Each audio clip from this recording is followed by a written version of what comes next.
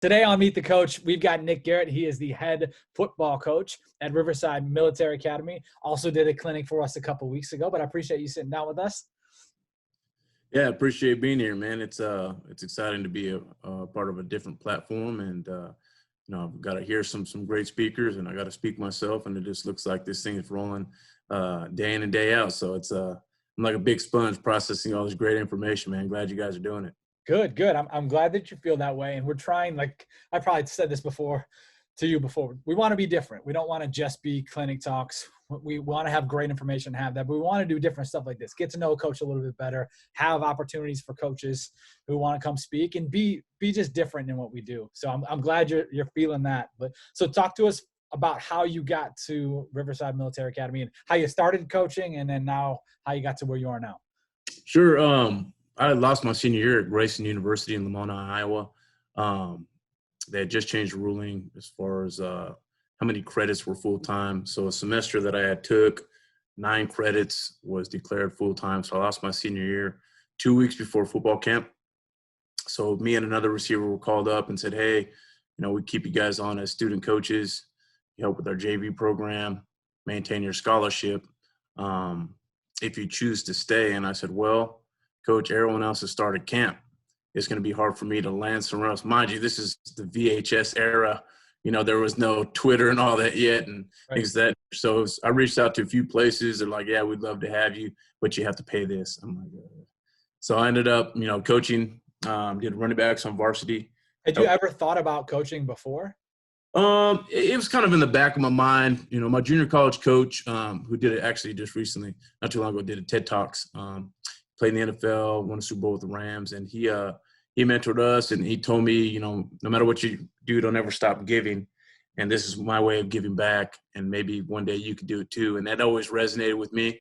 And that was back in 2003, and so I was like, maybe I'll get into coaching. My dad was a legendary coach as far as for youth sports, baseball, back in Oxnard, California, and I seen how that relationship he had with those kids and how those kids now still keep in contact with him.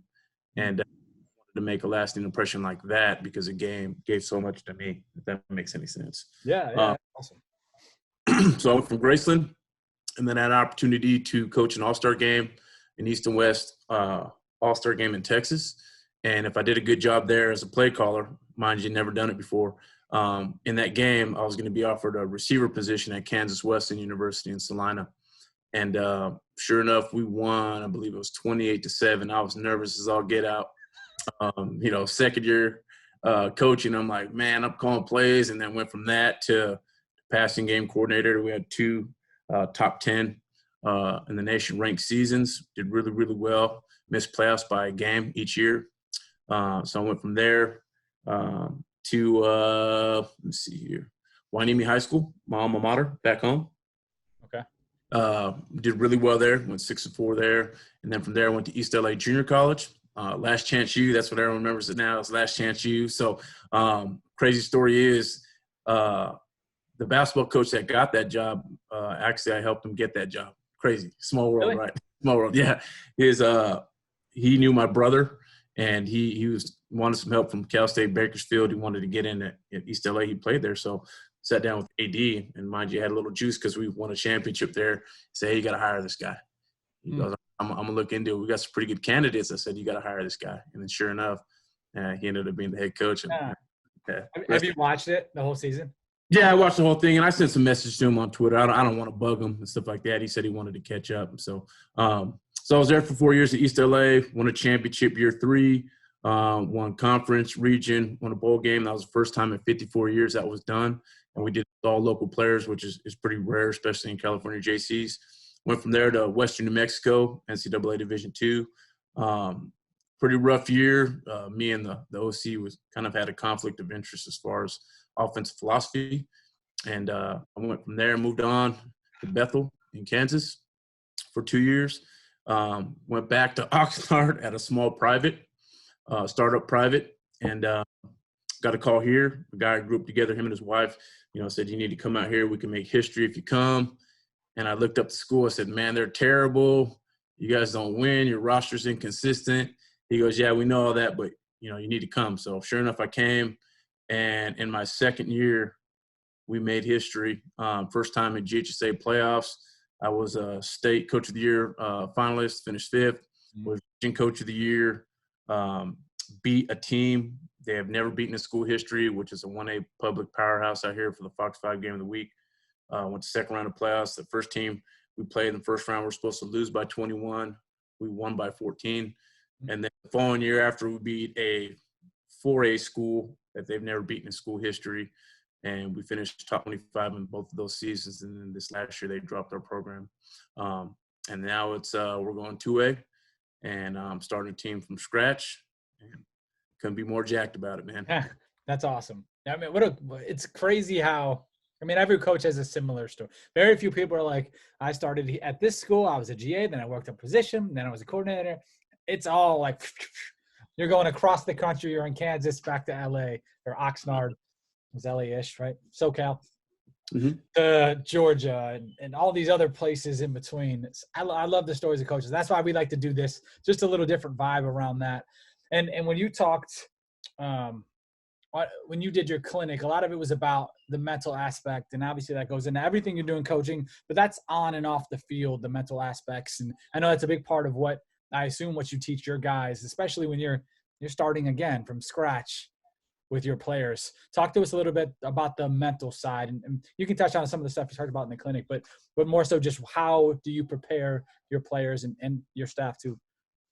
Yeah, we discussed leadership, and we discussed the components of that and how to be selfless and how to be accountable, which aligns with the military model to an extent. So that goes hand in hand. So something that you're enforcing daily gets reinforced academically and in the sports arena. And then when you do that consistent messaging, then it starts applying.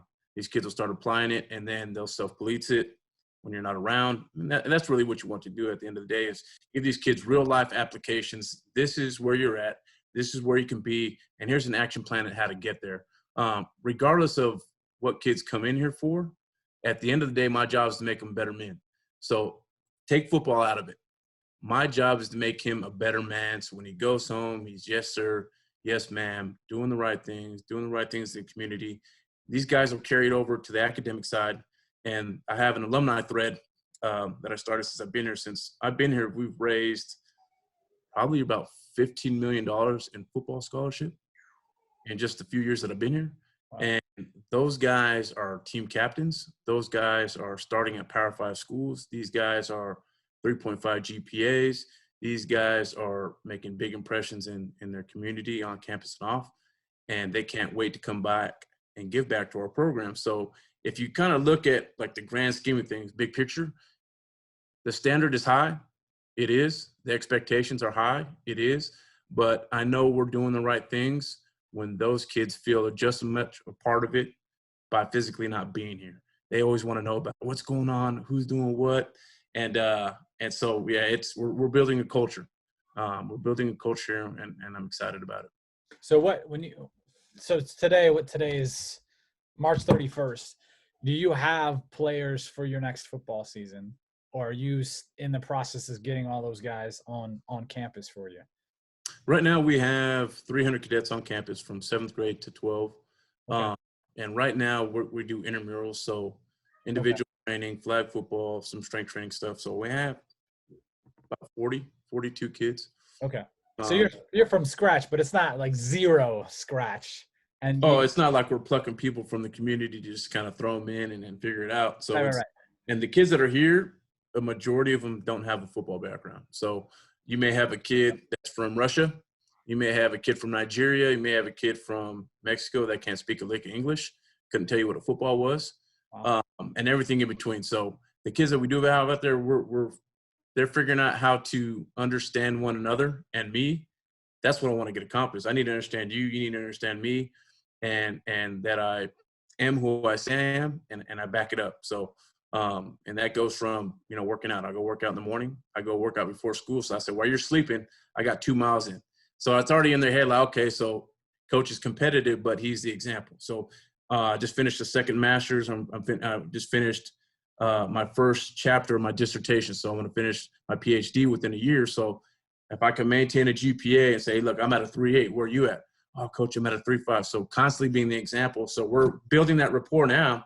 I'm not even getting into the schemes and all that stuff, because in order for my kids to execute at a high level, I need to know them inside and out. They need to know me.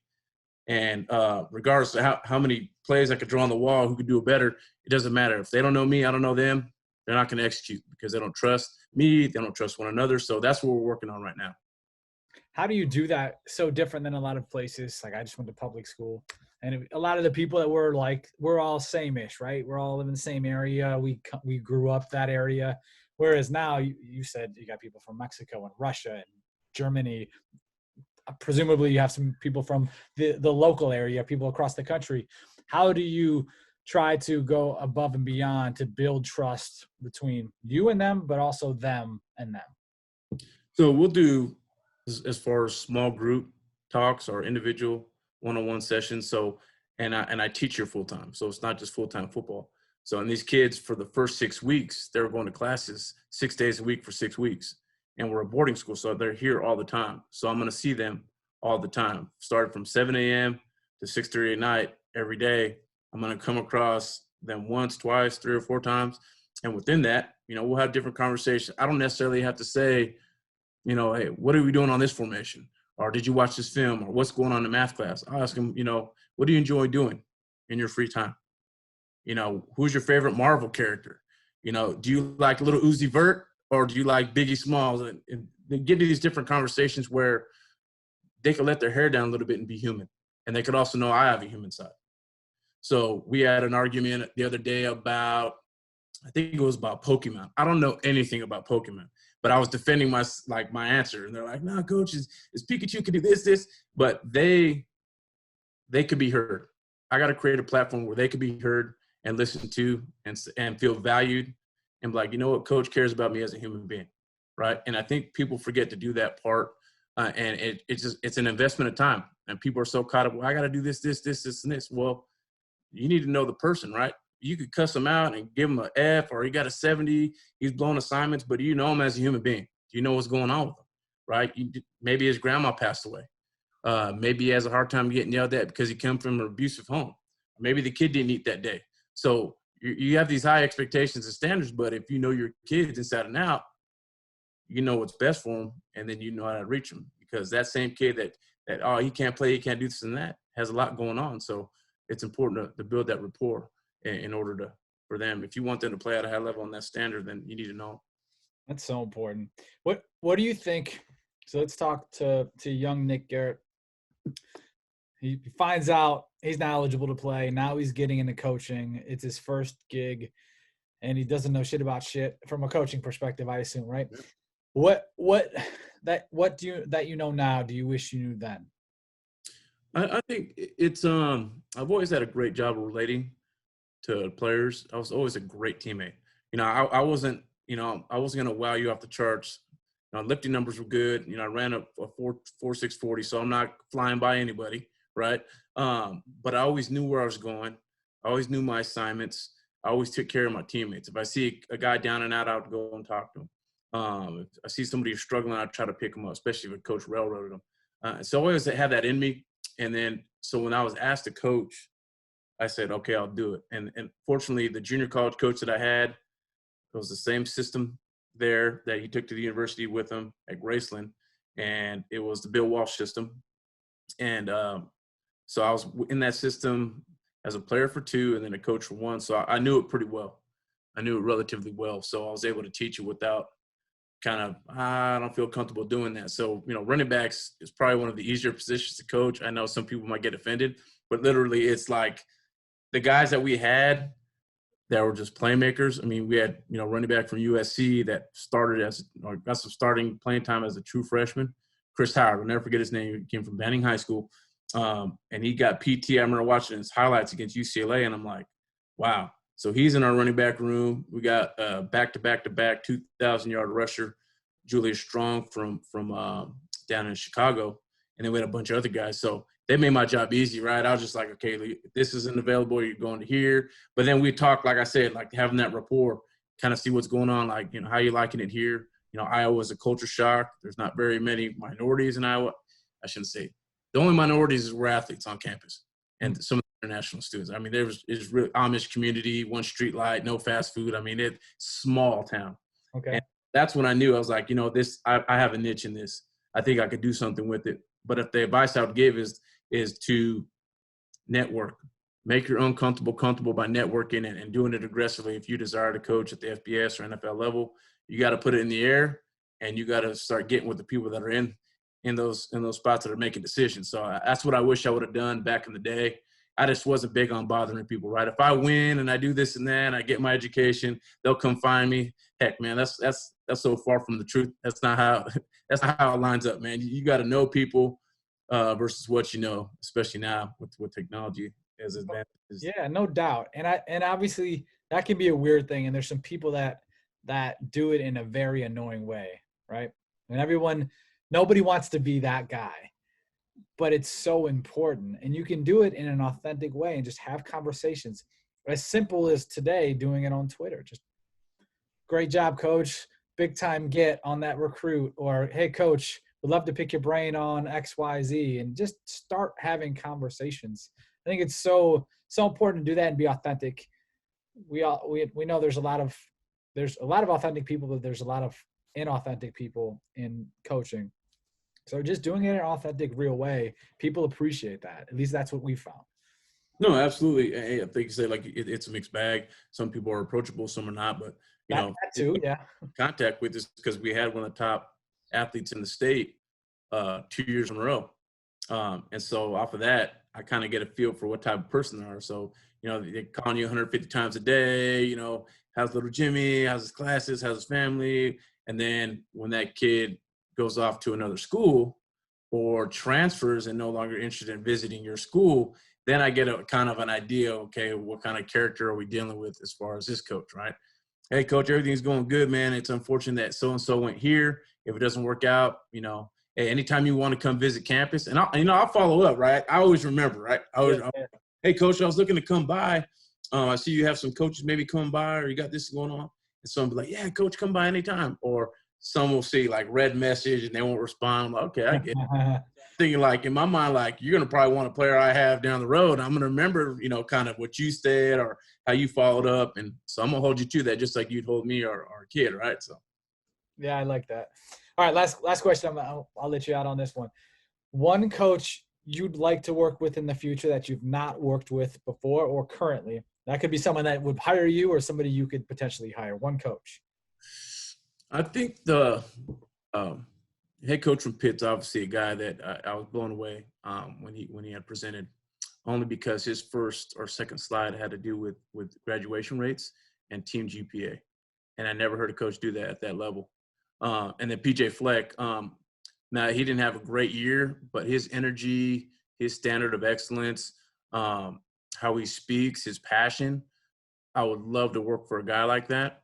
I got to work with Pete Carroll twice during camps, one at SC and then one with the Seahawks. And I didn't see anybody that had that type of overly contagious, positive energy like Pete Carroll. Literally, I crap you not.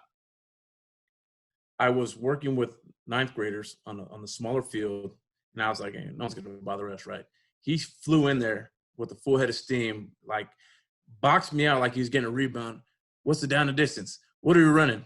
I'm like, we're going to run this one. Why? Okay. And he hit me on the butt. He said, run it. Get the first down. And I was like, so he didn't have to run over there. We're just dealing with the ninth graders, right? But the fact that he did and he was involved and hands in, everything. And everyone that talks about him absolutely loves him. And it's like, man, I want to be like that.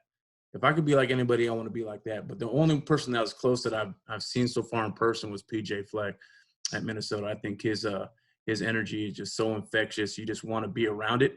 And I think he's someone that you can learn from. And I'd be hard-pressed to try to match his energy. I could try. I just love to be around that environment and that culture for sure. He makes you want to row the boat, right? Exactly. Yep. Cool, Coach. We appreciate the time. Thank you. Thank you, boss.